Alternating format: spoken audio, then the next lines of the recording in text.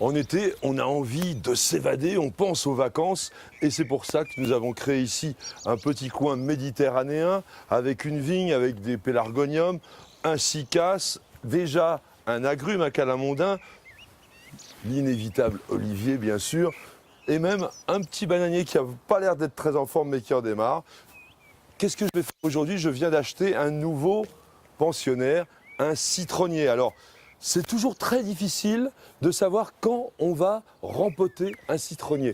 Pour quelle raison? Eh bien tout simplement parce que c'est en végétation toute l'année. On a ici des tout petits citrons qui sont déjà en train de se développer.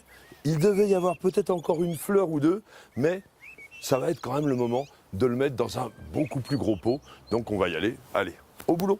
Alors pourquoi rempoter ce beau citronnier maintenant? Tout simplement parce que, comme je vous l'ai montré, il est à un stade de végétation adéquate, mais aussi parce que je viens de l'acheter et si je le dépote, on va déjà constater que l'ensemble des racines tapissent la motte. Il a donc besoin, pour passer l'été tranquillement, de plus de volume de terre et on va le mettre dans un excellent terreau.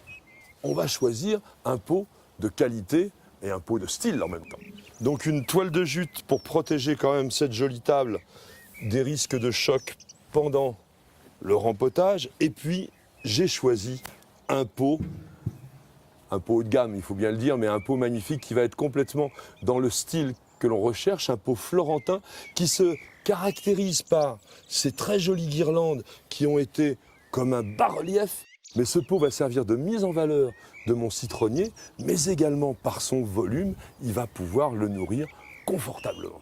Première chose importante, obstruer le trou qui se trouve au fond du pot, de manière à éviter que le terreau puisse s'évader à chaque arrosage. Alors, juste 2 ou 3 petits galets, et puis une couche drainante. Ça, c'est extrêmement important. On utilise principalement des billes d'argile expansées.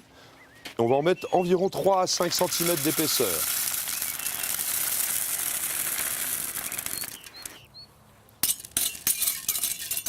Mais maintenant, je vais faire une petite astuce.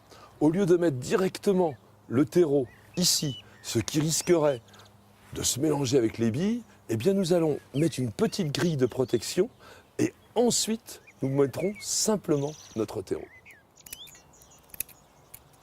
Une simple grille de plastique découpée sommairement fera l'affaire. On va la glisser au fond et bien l'appliquer. Et là, c'est impeccable. Waouh! L'important, quand on choisit un terreau agrume, c'est le poids. Il est très très lourd. C'est un terreau qui est vraiment spécifique. Pourquoi? Parce que ce sont des plantes qui aiment bien des terres compactes, des terres qui sont riches, qui sont profondes.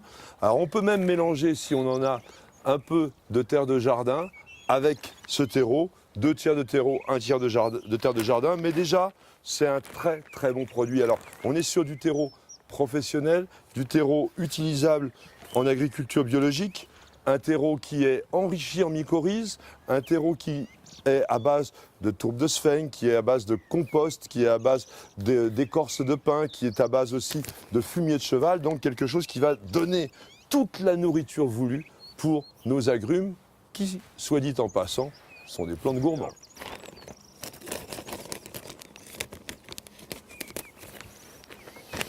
Alors on va se rendre compte qu'on a un terreau extrêmement filtrant, un terreau qui n'est pas constitué uniquement de particules fines, mais il y a des petits morceaux de bois, il y a des petits granulés, c'est très important. N'achetez jamais du terreau qui soit trop finement composté, c'est pas bon du tout, et notamment pour les agrumes. Donc ce terreau est également enrichi en engrais organique, c'est-à-dire qu'il comporte l'ensemble des éléments nutritifs pour la plante pour une saison. Comme on rempotera environ tous les 2 ans, eh bien, on remettra de l'engrais que l'année prochaine. Concernant ce que je vous disais par rapport au terreau qui doit être granuleux, regardez, à l'origine, on avait déjà dans le substrat de la pépinière des éléments avec des petits cailloux, etc. Donc vous avez pu voir, cette plante se dépote toute seule parce qu'elle a vraiment besoin d'être rempotée. C'est pas la peine de lui abîmer les racines, là en ce moment, il y a juste ce qu'il faut. Donc vous savez qu'il y a toujours un sens sur une plante, donc je vais la tourner pour voir quel est le côté qui était le plus esthétique. Effectivement, je pense qu'il est quand même plutôt comme ça. Donc on va mettre la plante bien au milieu. Et maintenant, on remplit de terreau. Allez, je reprends mon terreau. Et là, j'ai une pelle à terreau. Une pelle à terreau, c'est plus profond qu'un transplantoir. Et c'est donc plus pratique pour insérer le terreau à l'intérieur du pot. Ah, j'aime bien ce terreau, il est riche, il est souple, il donne l'impression vraiment qu'il va nourrir notre plante. Ça, c'est vraiment quelque chose de bien. Soyez très très exigeants sur le choix de votre terreau. Ne mégotez surtout pas sur le prix parce que c'est un des éléments fondamentaux pour la réussite de votre culture. Alors maintenant, hein, je vous disais, les doigts, il faut qu'ils pénètrent à l'intérieur de manière à ce que le terreau rentre dans les moindres interstices et soit surtout bien au contact des radicelles que vous avez vues tout à l'heure sur la motte. Et là, on va essayer de créer un élément assez décoratif avec des petits galets, par exemple. Donc maintenant, passons à l'élément décor. Un petit point très important sur les balcons principalement pour éviter de salir les sols.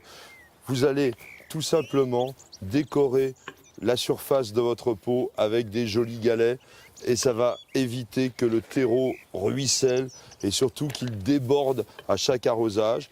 Alors vous pouvez préférer des galets blancs, mais moi j'aime bien ce petit côté un peu authentique, on va dire. Bien entendu, nous allons terminer cette plantation par un arrosage. Alors il doit être copieux parce que là il fait très chaud, il fait très beau. Donc la plante est en végétation, il lui faut un maximum d'eau. Je vais lui donner environ 10 litres et on recommencera tous les jours pendant les 10 jours qui suivent la plantation. Et comme nous sommes en plein été, il est très important que cette plante reste dans un environnement humide. Alors dès que le soleil sera tombé, à la soirée, on va le doucher et ça sera vraiment très bénéfique.